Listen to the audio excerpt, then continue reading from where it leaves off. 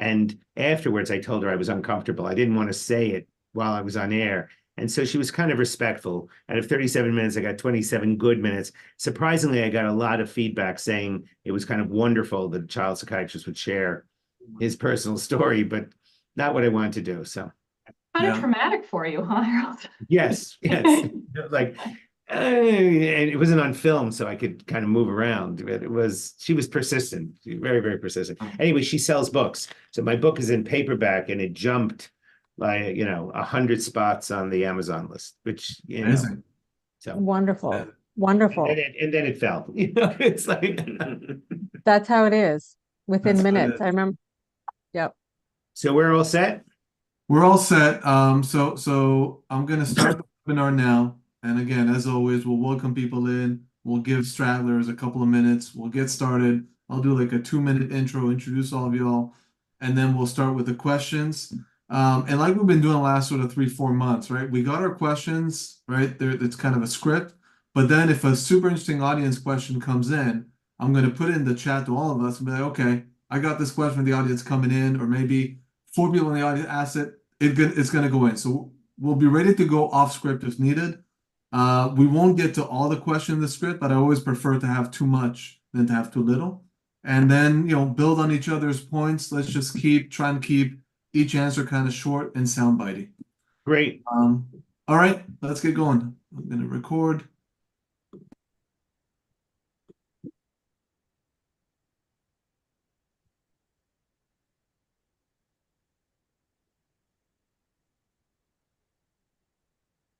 Okay. Hello, everyone joining us. We're going to give it another 90 seconds or so just to give people some time to join, and then we will get started. We have all of our panelists here. Thank you very much for giving your afternoon to us.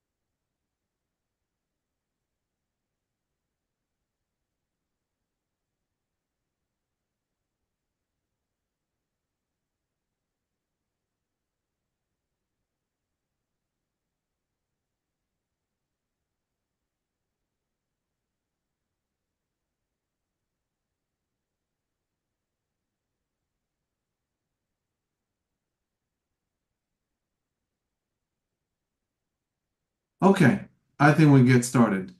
So, hello everyone. Hello to our guests. Hello to our audience. Thank you very much for joining. My name is Shai Edelson. I'm one of the founders of Fort Health. We are a online therapy and psychiatry practice. We provide care for children, and we provide support to parents. In addition to the care and support we provide, we also run monthly education sessions about topics that affect the mental health of our children.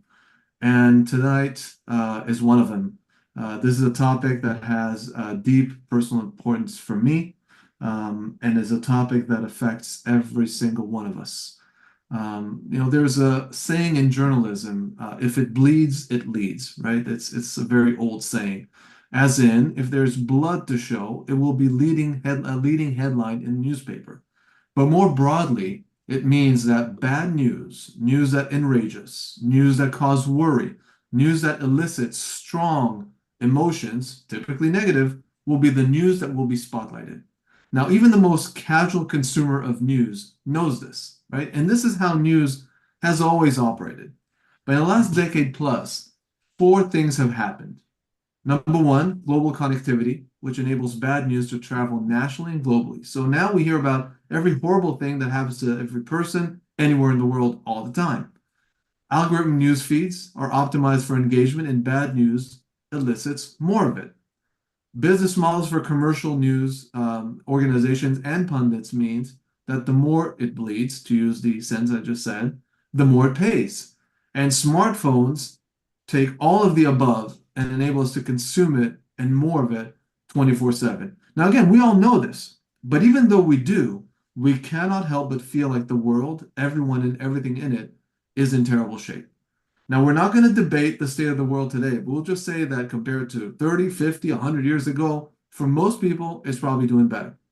But the outrage machine is so good at making us feel that everything's gone to hell that we cannot help but feel that. Now, if it does that to us, imagine what it does to our children. And actually, you don't need to imagine. Even before the pandemic, rates of anxiety and depression have been becoming more common among children and adolescents. They've increased 27% and 24%, respectively, from 2016 to 2019. And from 2019 to 2022, whatever they were, they doubled. There are many reasons for these increases, but the dynamic I just described above is an important contributing factor. As parents, we cannot force our kids to disconnect. Good luck with that. But we can, and in fact, we must teach them perspective, show them resilience, and critically show them how to feel a bit of optimism. So tonight we've assembled a forum of mental health experts to help show us how to do that. First off, I'm going to introduce him. So Dr. Sue Varma is a psychiatrist, researcher, clinical assistant professor of psychiatry at NYU, and the author of the book, Practical Optimism, The Art, Science, and Practice of Exceptional Well-Being. Dr. Lindsay Henderson is a clinical child psychologist with decades of experience working with young people in various settings, from hospitals to private practice. She is currently the clinical director of Fort Health. And Dr. Held Koplowitz is a child health psychiatrist, the founder, president, and medical director of the Childmind Institute, which is America's leading pediatric mental health nonprofit. He's also the author of several books, including his latest, Scaffold Parenting, Raising Resilient, Self-Reliant, and Secure Kids in an Age of Anxiety. He recently did an interview about the book and about his work on Fresh Air with Terry Gross. I think we literally could not have imagined a better panel for tonight's topic. So thank you to our panelists. I'm just going to call you by your first names if that's okay. Yes. And again, thank you for our audience. Harold, maybe we'll start with you. How does constant exposure to negative news and media affects children's mental health? Well, unfortunately, the correct response to witnessing violence and disaster and seeing it 24/7 on our devices is to feel anxious and sad. And there's an instinct that kids can feel helpless, scared that something like what they're seeing will happen to them. It's important for us to remember how egocentric kids are. And if they hear the news that some friend's parent is getting divorced, while they like their friend and they don't want to see their friend sad, they're immediately worried their parents will get divorced. So clearly scary things happening somewhere else feels like it could happen to them. And it doesn't help that the pandemic left most kids home alone without much human interaction outside a screen for 2 years. And in fact, as Shai has just said, depression and anxiety symptoms among kids doubled during the pandemic. So currently 1 out of 5 children and adolescents in the United States have a mental health disorder, and 50% of those kids do not get any help.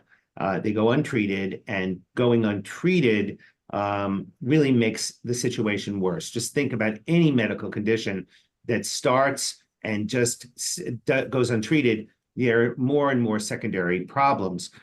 For kids with mental health disorders, they're more at risk for academic failure, school dropout, interaction with the juvenile justice system, substance use, because many times they start self-medicating, and even pregnancy increases for those kids with untreated, for instance, depression.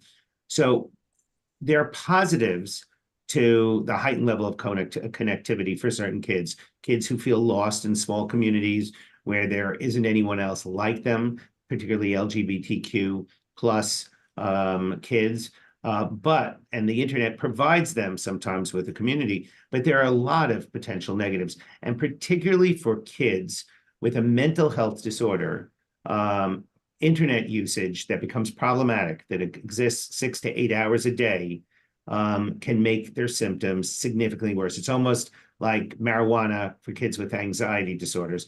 That's a toxic substance for them. And while the internet usage, even if it's problematic, will not cause mental health symptoms in a typically developing child, it'll certainly decrease the hours of sleep, decrease the hours of physical activity, and decrease normal, real life interactions. So thank you for that. Let's move over to Lindsay. What are some signs, common signs, that a child is being negatively impacted by the media they consume? Yeah, so my standard refrain here is that you get concerned and you take notice when a behavior or a feeling is starting to impact daily functioning. So for a child, that is eating, sleeping, going to school, being socially active with friends, family. So every child is different. Their news consumption and their tolerance for news and media is different. One child can watch repeated YouTube videos or news cycles about a particular topic and tolerate okay and turn that into perhaps positive action or goal setting for his future career, as he learns. Another child may have nightmares, may get fixated, may have a difficult time shifting his thoughts or his discussion off that topic. So each child is different, and it's important to pay attention to your particular child and look for that kind of locked in, more preoccupied fixation with a news cycle. Excellent.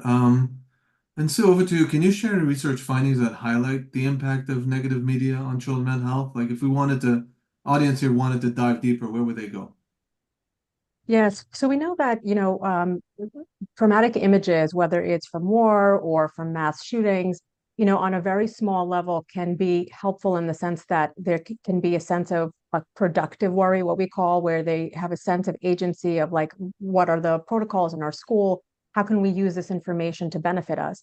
But what we've seen also, I started out my career working with survivors of 9/11, is that no matter where you were in the country, repeated exposure to news images, as Harold had said, for young children makes it feel as if it's happening in their backyard. And it's very hard to be able to separate that. So, like when we talk about, even with adults, the idea of productive worry is how do we use this information to our benefit so that it can inform our behavior and it can create change, whether it's in the school or homes. For example, if you're at a carnival with your kids, to say, what are our emergency plans as a family, to be able to have plans in place. But then the unproductive worry is sort of like your wheels are spinning in the mud, where you have motion, but you don't have acceleration, you don't have movement as a result. So being able to help the kids separate that, how is this helpful? And at what point is it becoming unproductive? And as Lindsay had said, when it's causing impairment in functioning, that's sort of when you would tell the difference.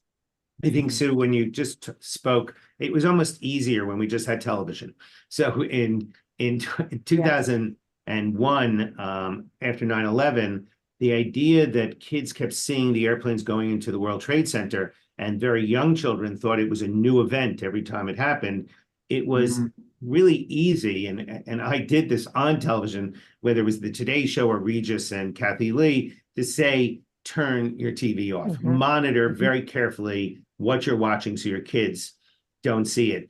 And today, for parents, it's much more challenging. And I think that it really requires them to know, what are they watching? Who are they in contact with? What's happening on that little device that they may have access to? Which again, of course, is impossible. We cannot monitor. So actually, Lindsay, let's go to you. If we cannot help them disconnect and we can't possibly monitor everything that they do, how can parents mitigate some of the negative effects of media while keeping their children informed? Yeah, to Harold's point, we still watch the news often around as we're cooking dinner, right? And lots of folks are not quite aware of how much news they may consume and how their children are hearing them as they grow, from babies to toddlers to young children to school-age kids, and how much they're understanding. So moderating that and modeling your own moderation and consumption of media, whether it's television, NPR, whatever format it is, moderating it and modeling that. I think this is a really good opportunity to start talking to children early about how you discern what you can trust and where you get your facts and how to be an informed consumer of media, of research, of news. And to look for second opinions, to look for sources. I mean, we're all scientists on this call, so that's important, a value of ours, but it's never too early to sort of point out that much of our media is, I mean, there is from is a bent, right? Has an agenda, and it's really important to start discerning that early on. Talking to your kids on an age-appropriate level. More info is often better than having them left wondering. Allowing questions, assuming that you'll need to do repetition around some facts, and as Sue and Harold said, planning around what does keep you safe, what we know for a fact is true here versus where the news is happening. And then identifying action to take, like how can we turn this into, take it beyond productive worry and take it into action. Harold's voice is often ringing in my head. Catch them being good, look for the good. And there's always an opportunity. Sue, I'm so excited to hear you talk more about this, for finding the good and finding the optimism and hope. And we can teach that to our kids very early. Yeah, actually, I want to actually zoom in to two critical concepts we're covering tonight, and maybe let's start, Sue, with you, with optimism, and specifically what you call practical optimism. So, what is practical optimism, and how does it contribute to a child's overall resilience? Yes. So when we typically think of optimism, it's thought of as a sort of genetic predisposition, if you will, this natural tendency or ability that we're born with to be able to see the glass as half full.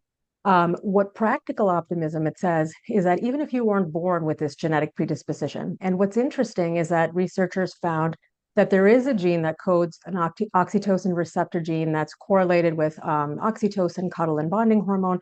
But really what it codes for is social skills, emotional regulation skills, interpersonal skills, how to problem solve. And those are all things that we can learn. So the beauty is that even though 25% of the population might be born with optimism, the rest of us, 75% of it, can learn it. And what's interesting is, what do you do if you're sort of in this glass half empty or pessimistic, if you're born with this worldview, or perhaps, when we talk about adverse childhood events and all the things that happen to us, whether it's growing up in a family where there was abuse or substance abuse, neglect, incarceration, or what we call the social determinants of mental health, of poverty and discrimination. So let's say the cards were stacked against you. Does that mean that there is no hope?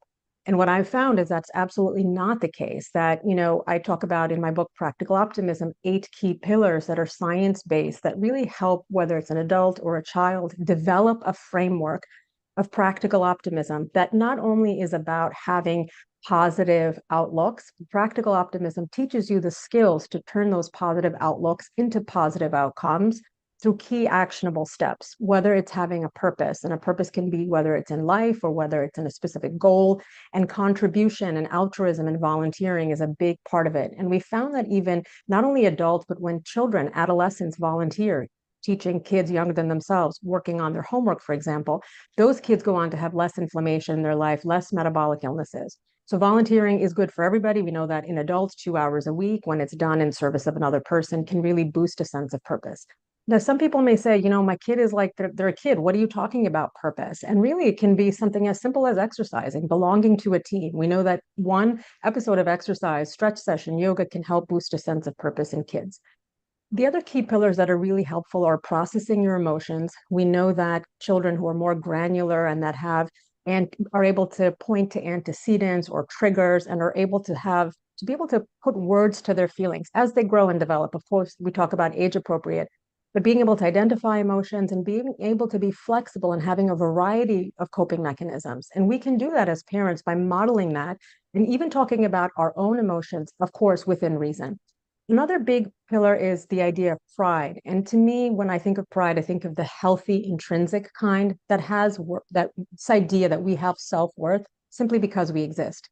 And for me, self-esteem, sometimes what I found is that it's a little bit of a flawed concept, because as compared to, let's say, self-compassion, because self-esteem often rests upon the accolades and the achievements. Did I get into this club? How did I do on this test?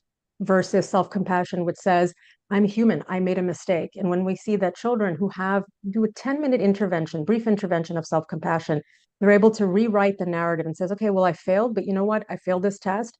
They did this brief intervention that says, I'm human, I have worth, I'm aware of what I'm feeling, but I don't have to get attached to the negative emotions. They end up doing better on the test without even necessarily studying more. And while there are 8 principles, the last one that I want to highlight, and people can learn more later, but it's this idea of proficiency, which is self-efficacy. And what I love about self-efficacy is that it's not your abilities necessarily that always predict success. Of course, if you're talented and if you work on things, of course, you're going to do better, but it's your confidence in your abilities. And how do we seek out role models, mentorship, friendship, and how do we get feedback? And there's a quote that I love by Rumi that says, don't be satisfied by the myths of others, seek your own adventures. And to me, that says, while it's important that we have role models and people that we look up to, and but whether it's in sports or theater or acting or whatever, scientists, whatever it might be, but really to take small steps to build your confidence by trying, failing, succeeding, using self-compassion when you fall. Yeah, I think there's a couple of skills that you mentioned, the 8 pillars, that I want to visit a bit later on. And I want us to get into a bit more details on those, but that's a bit later on. Actually, I mentioned optimism and resilience, like sort of passed by resilience. So let me go back on that for a second. Harold, can you explain the concept of resilience and why it's vital for children?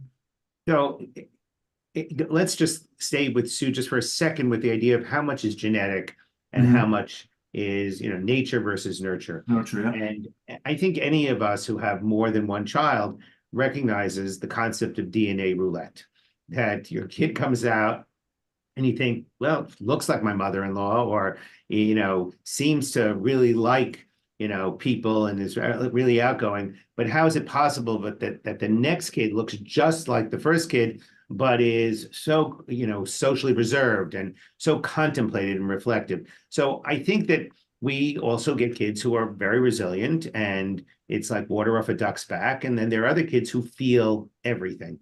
And, there was a set of genes called serotonin reuptake transport gene, the genes that helped you decide how serotonin was moved around your brain. And the belief was that if you had 2 longs versus 2 shorts, you were one of these very resilient people.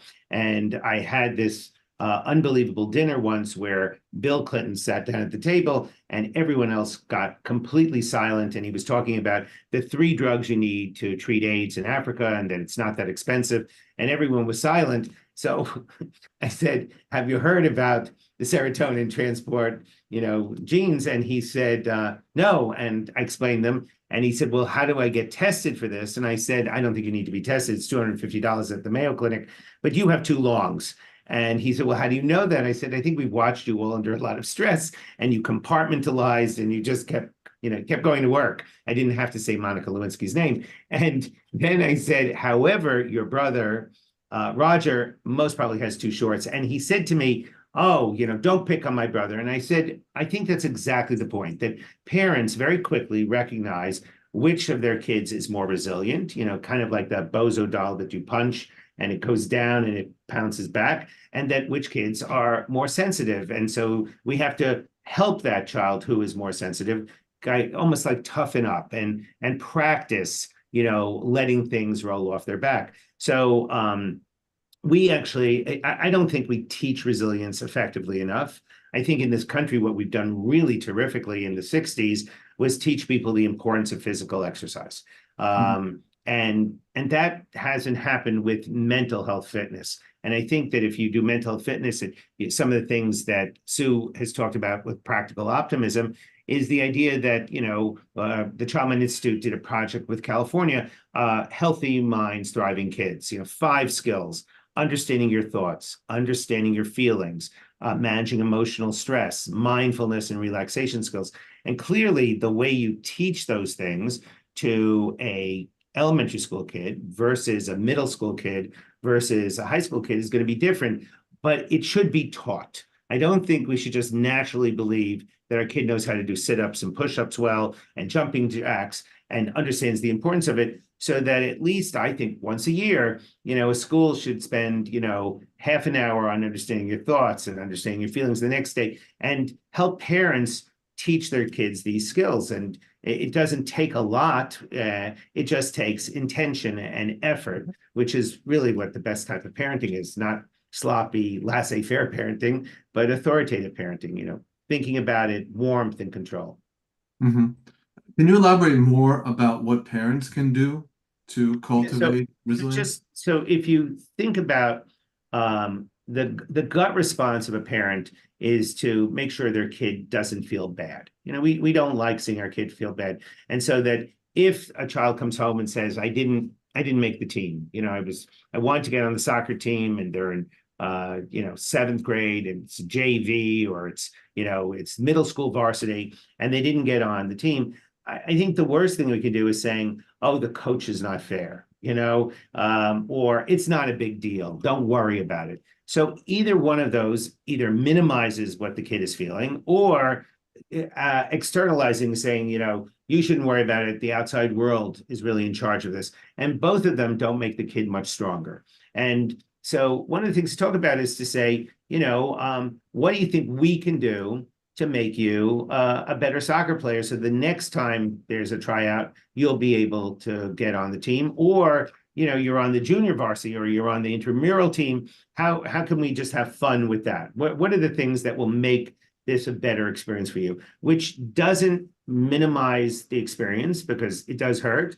It doesn't, it talks about building blocks. How can I experience the next time around? I think one of the easy ways for me is that I don't have social anxiety. It shocks me. I don't feel pathological self-consciousness. I walk into a cocktail party and I literally think, who's the person I'm going to talk to? It's versus everybody else walks into a cocktail party and says, who's going to talk to me?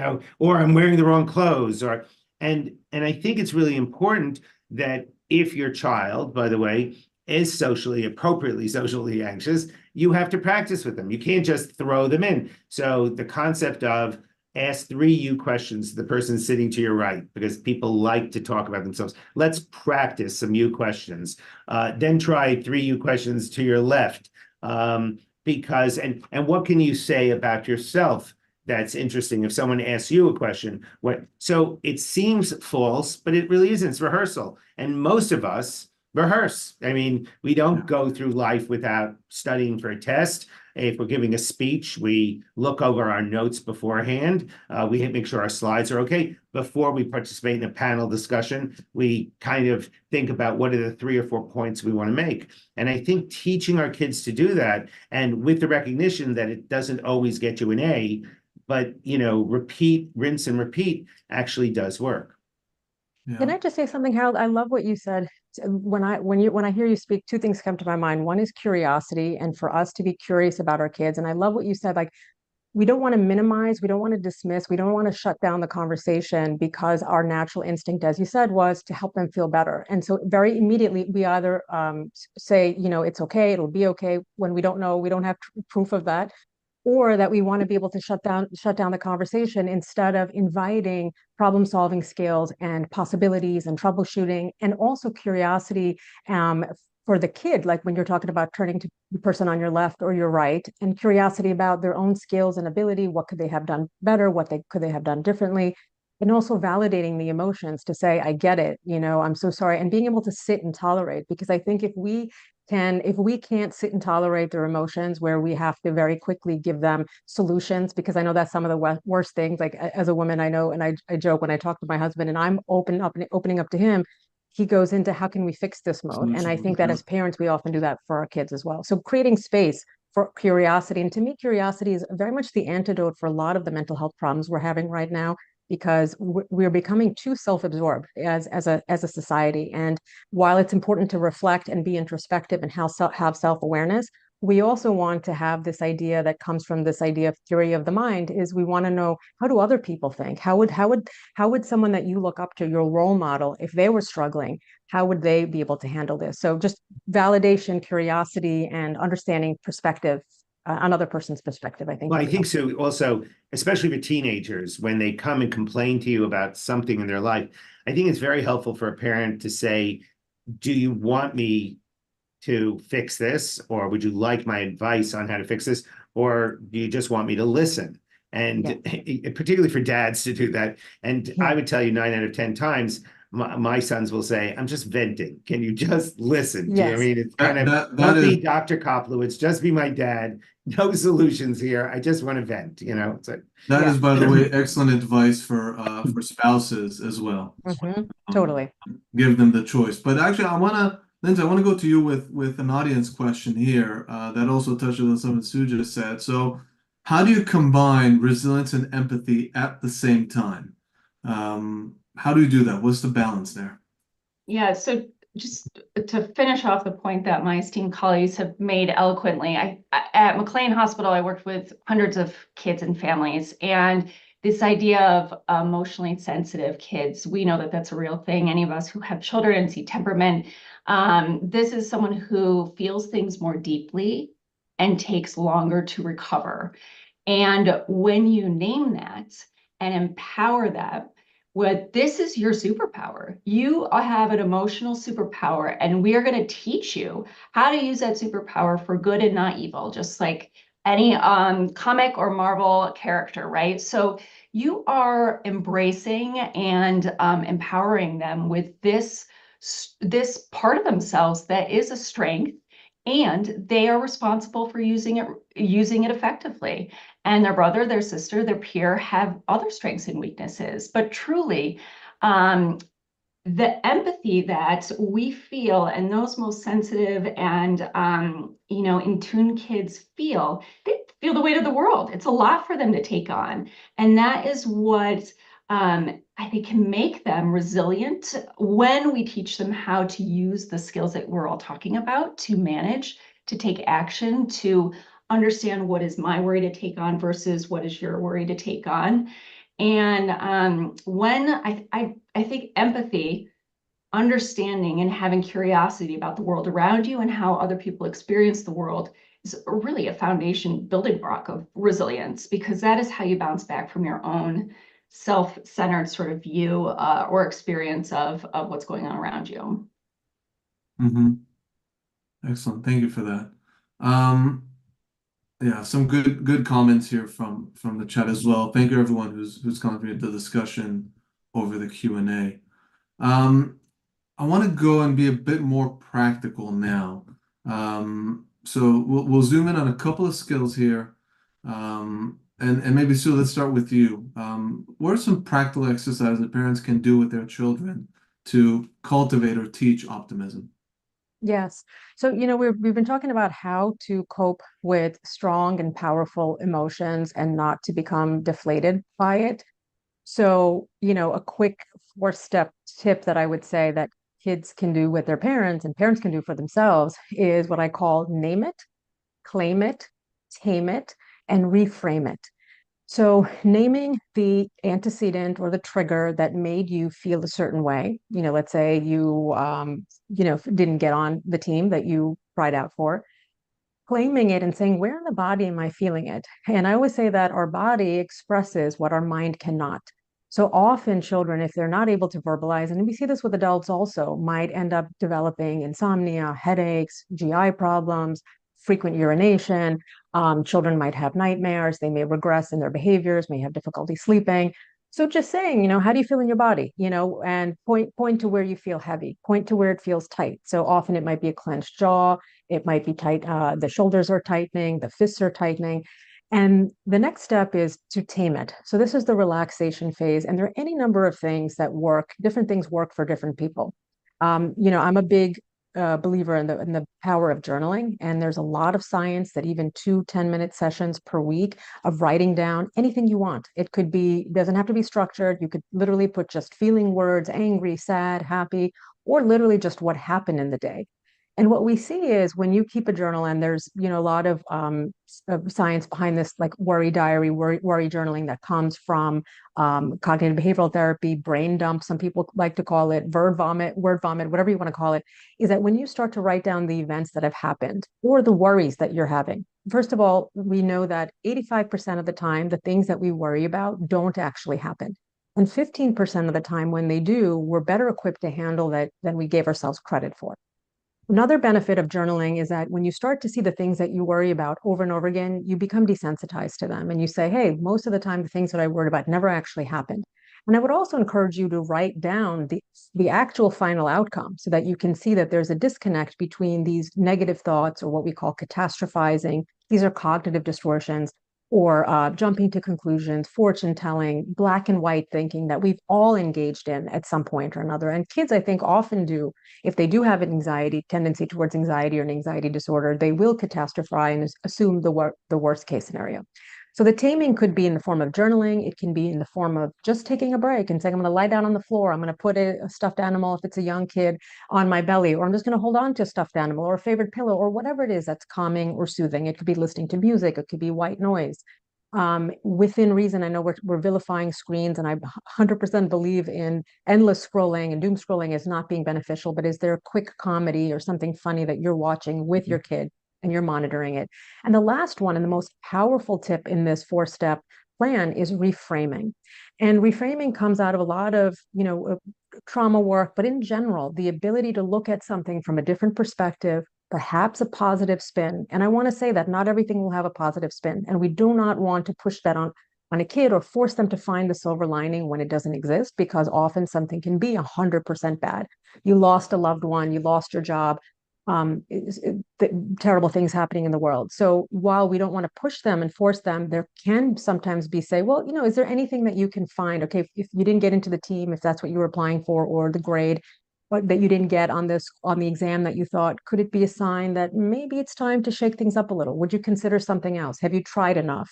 The other part of reframing is asking yourself, what's the cost and benefit? Holding on to this negative thought, how is it actually serving you?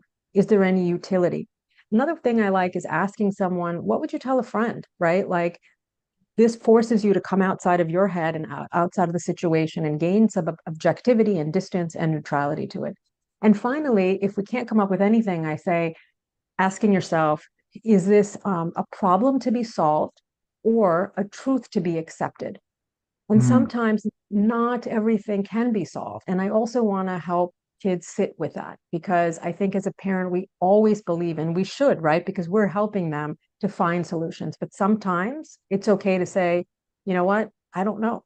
And I think as parents, to be able to show a little bit of vulnerability within reason, to say, you know what, you got me here. Let's look this up together. Or maybe there isn't a solution to this. So that 4-step naming, claiming, taming, and reframing is the beginning of being able to sit with powerful emotions, to identify them, to get very granular, and then to be able to, then it moves into coping mechanisms and how do you regulate emotions. But those are some of the cognitive strategies that a person can engage in, and being able to see, how can I shift my perspective and sometimes sit with powerful emotions. I love that. I love the simplicity of it. Thank you. Harold, over to you. Can you perhaps give an example of an actionable daily routine that incorporates resilience building for kiddos? So I think exercise gets minimized, and it can also be a terrific time for contact between a child and a parent. And that requires, again, intention, So depending on even, as a kid who's 8 years old, being able to go for a jog in the morning with their dad or their mom for 20 minutes, or recognizing that they're too busy during the week, that every Sunday and every Saturday, they start their day with, a rigorous walk around the block, and they do it 4 times, because if you do it 4 times, there's a chance the kid will start talking. And then we'll go for breakfast. And so I'm a big believer in making memories, and the way you make memories is to have ritual. So, Saturday and Sunday mornings belong to us. And you can do that, by the way, when your kids are little. When they get older, their schedules are going to get filled up. And if you haven't taken advantage of this time that you can control, that gets lost. So how does exercise and ritual build resilience? Well, first of all, the ability to know that something is consistent and their structure decreases anxiety. There's just no doubt about it. It makes you feel better. And also the fact that I think that giving parents the opportunity to talk about success and failure is really important.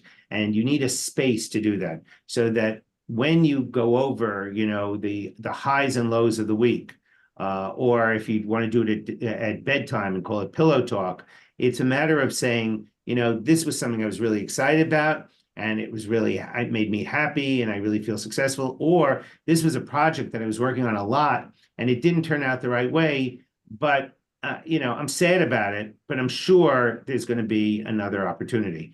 And being able to again say, I survived the bad news, or I survived the bad outcome, because I know I'm going to have another opportunity with another project. But if you don't have a space for it, it becomes almost artificial and sometimes fake, because the kid will say, where's this coming from? And if you own 20 minutes of a Saturday or Sunday, or you own 20 minutes of, Monday through Friday, there's that opportunity to to do something important during that time period. Okay, so to recap, don't underestimate exercise and find rituals where you spend quality time together. Quality time, right? That's, so you're not looking at your screens, Yep. might even leave your phone at home, hard as that may be, and you are just together. There's Yep. no agenda.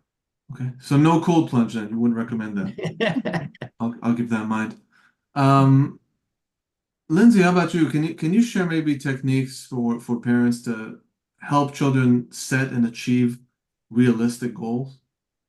Yes, so baby steps, breaking things down into realistic and manageable, achievable, failable, and recoverable steps is really important. We cannot fly a plane before whatever we do before we learn to fly a plane, right? That is the end point. And we model that as adults in our own learning and our own trial and error and failure. I think also it's easy to get overwhelmed and feel hopeless, and like the weight of the world is just, it's impossible to, what's the use? What's the hope out there? And it's really important to instill and remind our children and reinforce on a regular basis that we can make a difference in our respective little corners of the world. And that, planting a garden with your child is something that makes a difference. It makes that little part of the world beautiful, and that's valuable, and it's important, and that should be celebrated. When we are like feeling downtrodden by the news, bringing it back to news and the media, reminding both the parents and children that this is a difficult time in history, but let's look back and let's have perspective on the many, many difficult times in history that folks have lived through before, that we are resilient beings, that we are always learning, messing up, going backwards, but also going forwards. And we are not unique in this moment. It's history. We just see it a lot more, right? It feels like the volume's turned up quite a bit. So balancing that, making a difference in your little corner of the world, finding the things to celebrate the positive, is something that I think is very realistic and achievable, that kind of builds that optimism, that learned optimism. And Sue, I'm curious if I can jump in with a question. From my perspective as a professional and as a human, there's a lot of overlap between this idea of optimism and also the idea of acceptance. Like, we have to work on acceptance of reality in order to find the peace and move forward. But then also this idea of the concept of happy versus content. And I think in the US, we are very focused on happiness. And in the world's most happy countries, right? Seligman studies happiness across the globe. And the world's happiest countries, really, it's not happy. It's a feeling of content, of safety, of security, of being satisfied with what one has. And I'm wondering if you could sort of, have a perspective on those concepts overlapping or relating to one another. Yes, I so love that you asked that. And, you know, a few things. I think it's interesting that in this last year, and maybe not surprising, that the United States wasn't in the top 20 of the happiest countries, and it has I been know. falling over the last several years. And it's interesting because for a few reasons, I think.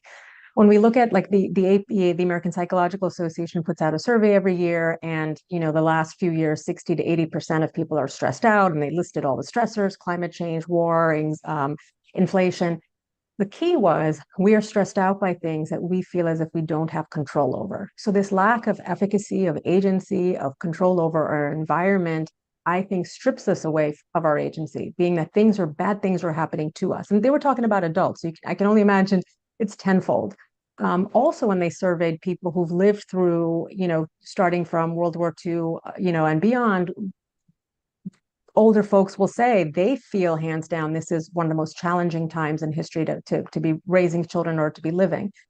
So the reality is, I feel like, how do we gain back a feeling of control? Because the reality is we often don't have control. But what you're talking about also is that a lot of other countries, I think, and that's a bigger, economic, socio-political question, but I think basic needs, I think people feel very frustrated that things like healthcare and education that they're struggling to get, whereas in the Nordic countries, Scandinavian countries, that there's a scaffold, there's a framework, there's a safety net. So I feel like that definitely feeds into it. But there is a difference between happiness, satisfaction, and to me that comes from creating a life of meaning and of purpose and feeling as if you have impact. When we think of like sort of three basic human needs, the self-determination theory looks at autonomy, belonging, and competence. Do I feel like I have control and freedom over the choices that I make, over the way I live my life? Do I feel like I belong to something? And do I feel like I'm good at something? And the belonging part in the United States, like we have decreased civic engagement, decreased involvement in the community, decreased church and religious and spiritual attendance. So all of that, we're losing community. And as compared to other parts of the world, that families live intergenerationally, people are more involved in community and civic, and so I feel like that is something that's lacking. And feeling as if we are competent, and this whole other idea, a lot of studies have come out in the last few years. When you ask children, what is it that you want to be when you grow up, more children are saying, I want to be content creators and YouTubers as compared to, let's say, astronauts. And they're being YouTubers and content creators, no harm. It can be lucrative, it can be pleasant, it can be fun, but it's also a lot of work. And I think that this tendency to want instant gratification, to have decreased frustration tolerance, I think is a problem. Everything is way too convenient and at our fingertips, from Amazon and Instacart and Zoom meetings, that while we have so much facility, at the same time, I wonder if in some way we need struggle, we need hardship, right? Because a sense of meaning and purpose comes through that. And how do we use our struggles and our challenges to our benefit? How do we allow our kids to, within reason, safely fail under our supervision and not always feel the need to quickly jump in and do a quick fix? And then also this emphasis on success, material wealth, achievement, and how younger and younger generations, we see that, like, for example, something like looking at the age of first purchase of luxury good items has dropped. So millennials were, maybe buying the Chanel and the Gucci and the Louis Vuitton when they were 20, and now Gen Z is wanting it at 15, and they're asking for very expensive things on their high school graduation, things that we wouldn't have even dreamed of until we've earned our money and we're older in life. So I feel like that competitiveness, that kids can't turn to one another because they're looking at their peers now as a source of competition and threat, and like, oh well, there's only one of us who's going to get to Yale, so who's it going to be? And suddenly your friends are your frenemies, and parents are putting a lot more pressure for kids to succeed, and they're not having that same outlet and respite to be free and to be playful. One thing that I often talk about is a sense of mastery, and it's part of this overall 4 M's of mental health. When I think of 4 daily science-backed habits that everyone can do: meaningful engagement, meaning getting real vulnerable, becoming authentic, not feeling like I've got something to prove and I can't be myself with this person, I've got to act like I have it all together. And movement, mindfulness, and mastery. And one thing that I'm finding when I speak to young people, I often speak at high schools, one feedback that I often get is, I can't remember teenagers say to me the last time I took on a hobby just for the sake of it, that wasn't meant to be on my resume. Because the only thing I feel like pressure in 10th, 11th grade is like making the grade so I get into a good college to please my parents or to please my coaches or please my teachers. So being able to be playful and have a sense of mastery, that isn't for show. So anyway, that's a long answer to an amazing question, and thank you for asking that. I would also say that we have trouble setting expectations, and the expectations, because of social media, because of this, when you think about, for instance, political movements now, how intense, for instance, the college reaction is to the Hamas Israeli conflict.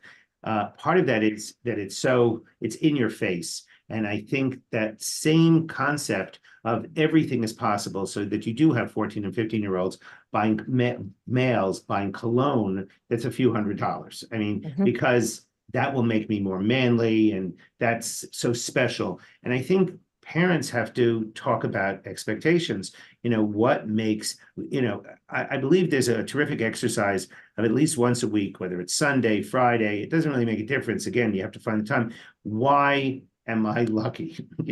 Let's go around the table and just talk about something specifically that this week I feel lucky about, or why am I happy, even if you can't tell the difference between happy and lucky. So you have two opportunities to go around the table and help your child tell you what's good about the picture, because I think kids have become incredibly articulate and accurate about what's wrong with the picture.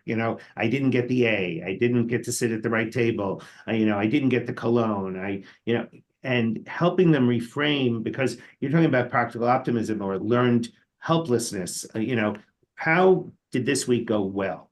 Let's practice that. And so that becomes a much more realistic expectation. And people who are the most happy are people who have reasonable expectations, not necessarily a billionaire who now, or someone with $100 million who wants to be a billionaire, or someone who's a billionaire and wants $2 billion. It's somebody who really feels that their life has mastery, that they do feel happy about their effect on their family and their relationships. And that's very hard when you're being bombarded with, you want this, and, and we're going to show you how much you want this, whatever it is. Yeah. I love that. And how can I add quickly a great formula that I love that I did not invent? It's happiness equals reality minus expectations. So when you're talking about the expectations, when they're so high, our reality is going to be negative if that formula doesn't work out in your favor. Right. Yeah. Well, we don't want expectation to be too low, though. Yes. Aaron, I want to go to you here. There's an audience question that I'm just going to synthesize, and that's about the role of school. So what are some practical programs schools can implement, or maybe activities to promote and teach resilience? So do I get it? Yes. So I mentioned before the whole idea of exercise, right? So we know that we have to do exercise, and people 50 or under, really, if you ask them how often they exercise and they say they only do it two times or 3 times a week, they feel guilty because they know they're supposed to do it every day. And if you talk to someone my age, I'm very proud that I do it 3 times a week. And that is just how early we were taught that.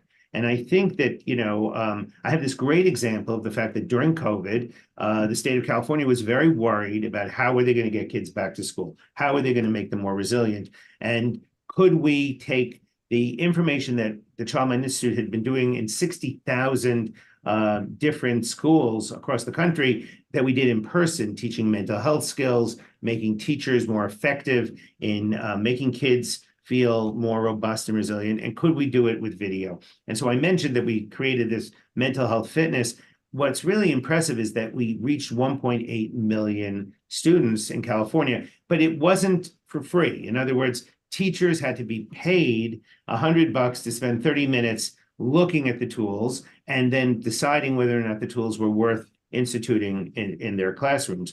But one of the few bipartisan moments of my recent, the last year or two, has been the fact that a Republican governor, DeWine from Ohio, saw this and said, can you create something for preschoolers? Can preschoolers learn to be more mentally literate, more mental health literacy?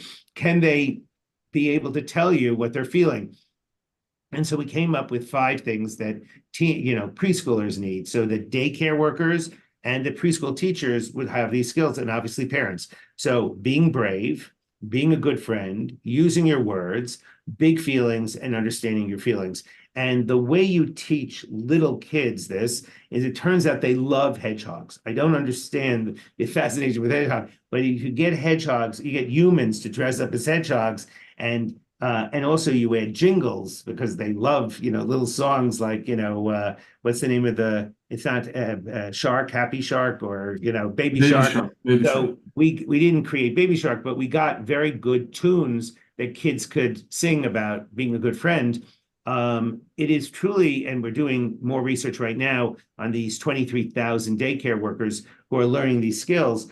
I think that it is truly impressive how fast you can get kids to adopt this. So the story I told the governor of Minnesota, and I didn't make a sale because I thought I could convince him, was before we had preschool Healthy Minds Thriving Kids, we just had Healthy Minds Thriving Kids, and my grandson needed to be babysat for 2 hours. So in the middle of the day, about a year ago, I went and picked him up to take him to my office for 2 hours while one parent was at work and one parent had a conference call. And as soon as he got into the taxi with me, he says to me, "I'm very unhappy. I don't want to be with you." And I said, "I understand that, but it's only 2 hours and we're going to draw pictures and we're going to get pizza with pepperoni and I'm going to let you have chocolate milk." And I said, "And you love the solar system. So let's pretend we're in a spaceship.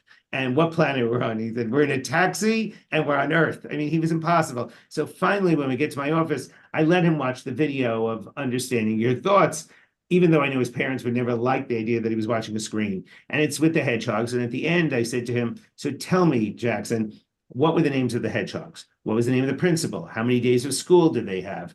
And we went through them. I said, "What did you learn? You can have two feelings at the same time." Great. What were the two feelings that the hedgehogs had? Excitement and excited and another feeling. What was the other feeling? I don't remember. Irritable. I don't know what that means. Well, irritable is how you feel right now. You're annoyed with me. You're angry with me. That's what irritable. So the 2 hours end, I get the pepperoni. I actually get back into a taxi with him, and he's so happy to leave me that he says, "Grandpa, let's pretend we're in a spaceship and we're on Mars." I thought, he's so lucky I don't throw him out of the cab. So 1 year later, he's going for his first set of interviews to get into kindergarten, a New York City phenomena where we force 5-year-olds to go for interviews. And he turns to his mother and says, "Mommy, Grandpa told me you can have two feelings at the same time. I'm having two feelings." And she said, "What are the feelings?" "I'm very nervous and I'm very excited." And she said, "How can we make those feelings go away?" And he said, "You don't have to do anything. As soon as we get started, both feelings will go away." And so what I said to the governor of Minnesota is, my grandson's not a genius. He's got an average IQ. He's bright. But if he can hold on to that lesson 1 year later, out of context even, he doesn't say the hedgehogs, he says grandpa, I think it's really makes sense that 3-year-olds and 4-year-olds, in fact, once a year, they should get those skills. And I think that mental health fitness should be something that when they're 30 years old and someone says to them, "Do you do mindfulness? Do you know how to do relaxation skills? What happens to your body?" That it's a knee-jerk response. It's not something they have to think about. It's like a natural tennis swing when you learn to play tennis early or ride a bicycle. And I think that those kind of programs, they don't replace social emotional learning, but those kind of programs that are very simple and teach one skill in 5 minutes and then practice for 5 minutes really makes a big difference in a kid's life. And their brains are so much better than ours, so much more flexible, so much more resilient in learning new material that could change the way the country behaves mentally. Yes. I'd like to maybe to go to you. There was a question from the crowd here about the importance of belonging or the importance of strong support relationships. In a previous session, we did look at the teen loneliness epidemic, and basically the question still remains, how can parents support kids in forming these relationships when most socialization now occurs behind a screen? I'm sorry, is that for me? That's for Sue. That's what I thought, Sue. Yes. So, the connection as much, I mean, look, it's going to come in so many different forms. Some people say, like, I play video games and that's how I'm getting connection. I mean, kids will be able to rope and rationalize anything. But the in-person, when we were talking about the tech use, the excessive tech use, what it is coming at the expense of is the in-person interaction. And of course, Harold had mentioned also sleep and exercise, academic performance. But the in-person connection, kids are now spending only 40 minutes a day after school hours. And this is the shortest amount of time they've ever spent with friends in any generation. And even parents are spending the least amount of time on friendships and on hobbies because they're spending so much time with their kids, taking them to different sports events and all sorts of things to help beef up, their kids' sort of resume, and their friendships, adult friendships, have fallen to the wayside. So we're really seeing loneliness across the generations. When it first came out, these studies for the pandemic, we saw that it was in the youngest of kids and then the greatest generation, extremes of age, but now a whole bunch of articles and research shows that middle-aged folks are also feeling this.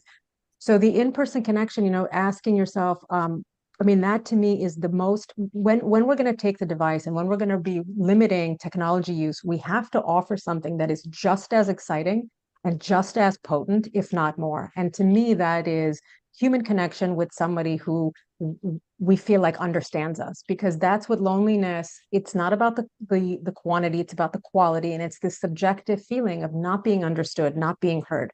When I ask my son, what do you love about your best friend? He's like, I don't know, he just gets me. And I'm like, that's such an interesting thing. I didn't know that like adolescent, preteen boys think about things in that way.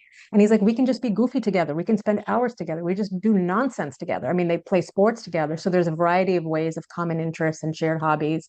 But it's almost like a shared language. We joke about all the language mid and cap and this lingo that this Gen Z, middle schools are using. And it's a way to bond, I think. It's a way to, I think every generation wants to be able to, and every group in society, we call this intergroup homogeneity, where we find commonality with people, and then we also find things that we don't have in common to keep the others, in this case, the older generations, out of the picture. So I would say offer them something super compelling. And, this past weekend, we had a sleepover where, both my kids were allowed to bring friends over our house. And I said, okay, let's do an experiment. There's no devices, so there's no video games. And they were down in the basement. And when I got down there, yes, they made like a massive mess. There was paintbrushes, but they were also like scissors and creating cardboard houses and trying to create video games. And I was like, oh my God. At first, they were like, we're going to be so bored. But we know for a fact that boredom leads to creativity, and to give our kids that opportunity to either play in the backyard, but that stuff that we had in our childhood. So like the whole idea is that limiting the screens, you have to provide something just as potent. And in my mind, that is the in-person connection with like-minded people. And I think as parents, we do have to facilitate that. It's not just the sports and the accolades and the tennis tournaments and the lacrosse matches, which I've spent my entire year going from one to the other. And I'm like, I'm looking forward to having a life again for myself. But it's also the allowing them to just be children, unstructured, outside playtime. And I love that, Harold, you stress exercise so much, because that is so important to me. Like whether it's improving their concentration, their focus, you put someone on a treadmill and you give them a cognitive task, they're performing better. So brain-derived neurotrophic factor increases, serotonin. I mean, endocannabinoids, from head to toe, the benefits of exercise are endless. And we know that optimists experience exceptional longevity, living 15 to 20% longer, and not just longer life, but good health span, not just lifespan, in part because they have really great habits, and the habits are connection and movement and the mastery and the playfulness. So we want to start that, at a very young age, so it becomes routine. And we also want to teach people skills, emotional regulation skills, in what I call peacetime. So in the midst of crisis, you're not going to be able to, mindfulness is going to go out the window. You're going to be like, my patients say to me, like, are you kidding me? Like, I'm at a 10 out of 10 on anxiety. Deep breathing is not going to do anything for me. So it's kind of like when the anxiety is a 2 or a 3. And, the last thing I want to say is a patient said something really important to me that stayed with me for so many years. When it comes to the media, she said, Dr. Varma, sometimes I feel like I have to make a choice. Do I want to be informed, or do I want to be happy? And it seems sometimes that these two things can be at odds with each other. So I guess that's our new normal, but there is a way. And I think optimism is the way, through practice, through habits, through intention. Excellent. So look, we're pretty much at time here, and I feel like we've only scratched the surface. So I would recommend to everyone, right? The book is right behind you there, Dr. Varma. There's also going to be a link. But I want to go to Lindsay last, because I know that a lot of the care that you provide and a lot of your therapists receive training that was designed by Harold's team. Tell us a little bit about how your therapists teach them these skills during the process of care.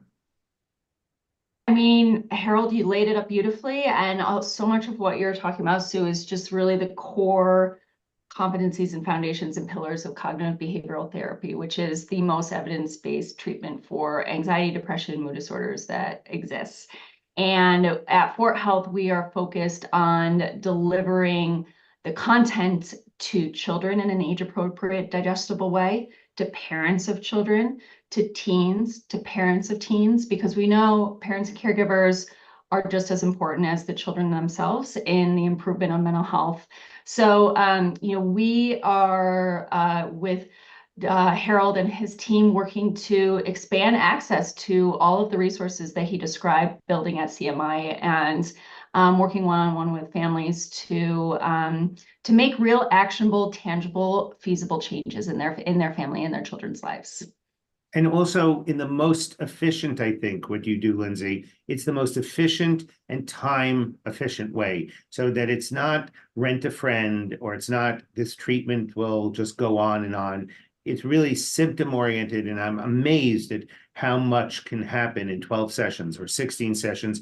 And the door is still open, but how terrific for a kid that they're going to play lacrosse, or they're going to ballet, or they're taking piano lessons, or just hanging with friends, instead of saying, oh, I just have to go see, my therapist again. Yes, Excellent. thank you, Harold. Yes. Yeah, skills-based, target-based, and critically measurement-based, right?